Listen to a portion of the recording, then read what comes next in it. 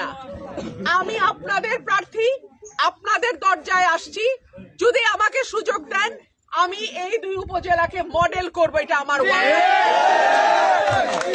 আর যদি আমি সুযোগ না পাই আপনাদের সঙ্গে ছিলাম, আসি, থাকবো, তবে মনে কষ্ট থাকবে।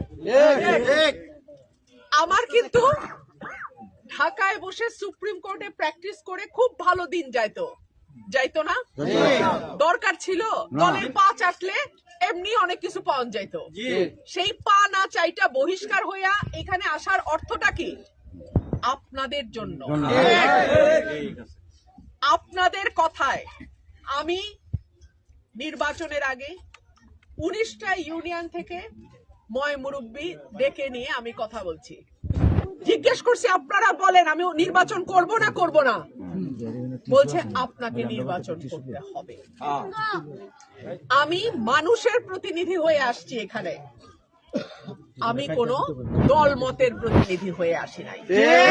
আমি আসছি দুর্নীতির বিরুদ্ধে কাজ করতে, বালু ব্যবসা বন্ধ করতে, চাঁদাবাজি বন্ধ করতে, সংখ্যালঘু সম্প্রদায়ের উপর হামলার বন্ধ করতে, সকল মানুষের নিরাপত্তা নিশ্চিত করতে এবং যে যেই মতের পথে তারা যেন স্বাধীনভাবে কোন রকম বাধা ছাড়া তাদের মত অনুযায়ী কাজ করতে পারে সেইটা নিশ্চিত করবার জন্য এবং সরাইল আশুগঞ্জকে উন্নত একটা উপজেলা করবার জন্য এই লক্ষ্য নিয়ে আমি মাঠে এসেছি।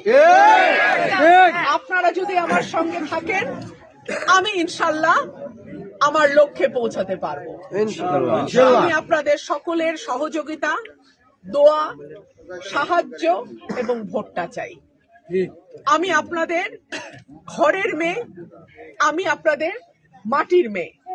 আপনারা কিন্তু ভোটের দিন যেহেতু আমার বড় বড় দলের বিরুদ্ধে বিএনপি, জামাত সহ অনেক বড় বড় দলের প্রতিপক্ষ হিসেবে আমাকে দাঁড়াতে হচ্ছে, আপনারা কইলাম সেন্টারটা ছাড়বেন না।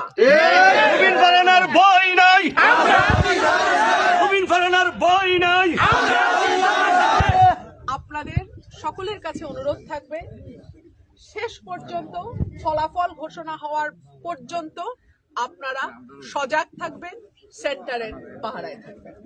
ধন্যবাদ। আবার আসবো আমি, দেখা হবে ইনশাল্লাহ। এই পর্যন্ত আপনাদের দোয়া আর সহযোগিতা।